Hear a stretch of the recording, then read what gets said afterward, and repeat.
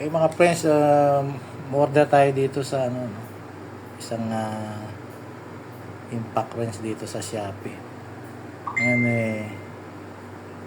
i-videoan natin to, tingnan natin kung legit.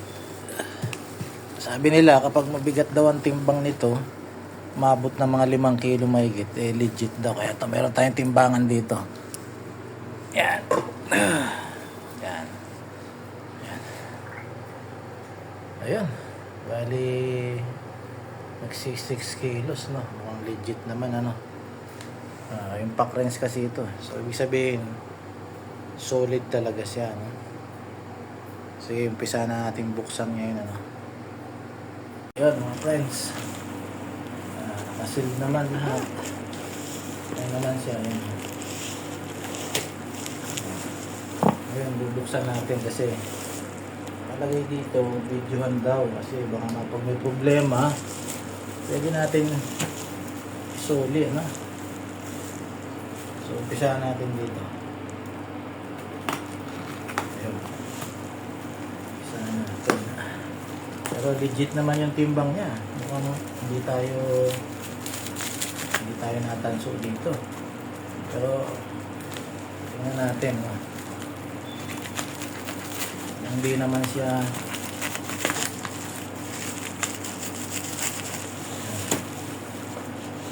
kalas-kalas yung ano, no?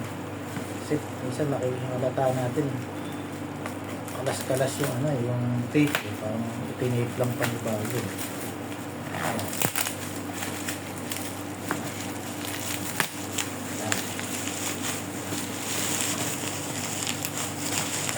Nakakarton siya ngayon, no?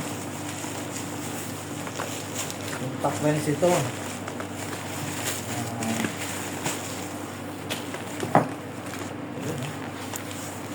Paano siya, oh? Box.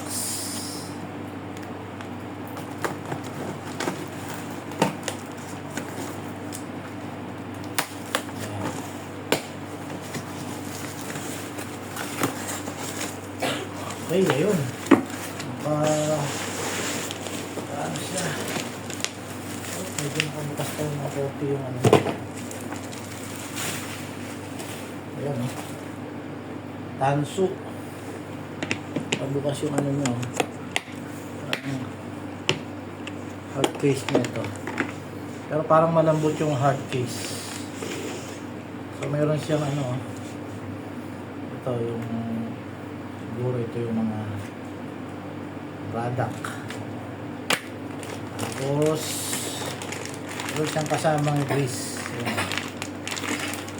Tapos meron siyang ano, meron siyang mga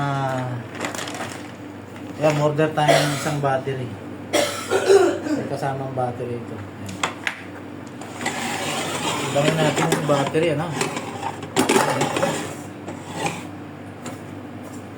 1 kilo. 1 kilo yung battery niya. Tama. Kasi yung aking battery doon na tigsa 10 piraso, kalahating kilo. So ito 10 kilo. Kaya tamang-tama lang. May kasamang isang ano, charger. Fast charger. Tapos ito yung ano niya. Kita nyo, 800 Newton meter. So, ang bigat, ano, tingnan natin kung ilang kilo to. Ayun, no? Almost 2 kilos. Ayan, mga friends, no? Ito nyo. Almost 2 kilos.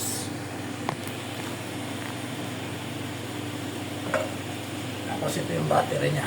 Tingnan natin, no? Ayan, lakas. Number 1. Number 2. Ayan. Tapos pagka ano, reverse. Ayan yung reverse nya. Pero pag tuloy-tuloy naman. So, okay naman siya.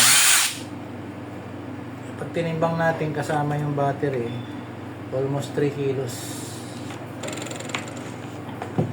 Tapos meron siyang kasamang mga socket. Ayan. Tingnan natin yung socket niya kung tama. Ayan, oh. 1, 2, 3, 4, 5. 5. Kasamang grease. 5.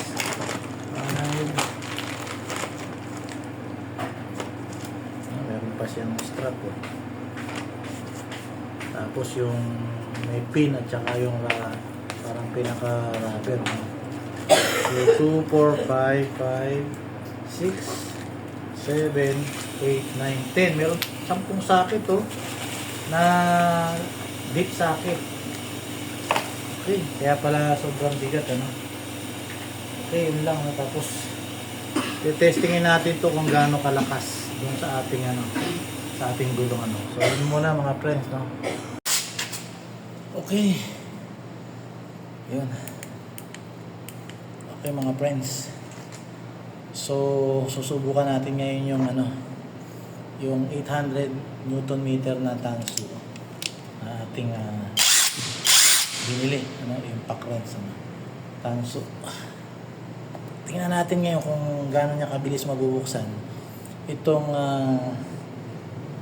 tornilyo o nut dito sa gulong na may higpit na 120 Newton meter. Kasi ito lang naman ang hinihingi nito, 120 Newton meter itong specs nito. So paano natin nalaman na 120 Newton meter? So meron tayong meron tayong torque wrench dito na tinatawag, So sinit natin yan sa 120 Newton meter. Tapos sinigpitan natin to. Yan, oh. Oh, yun, tumunog. Ibig sabihin, na-reach niya yung 120 Newton meter. Ngayon, tingnan natin kung gaano niya kabilis to mababaklas.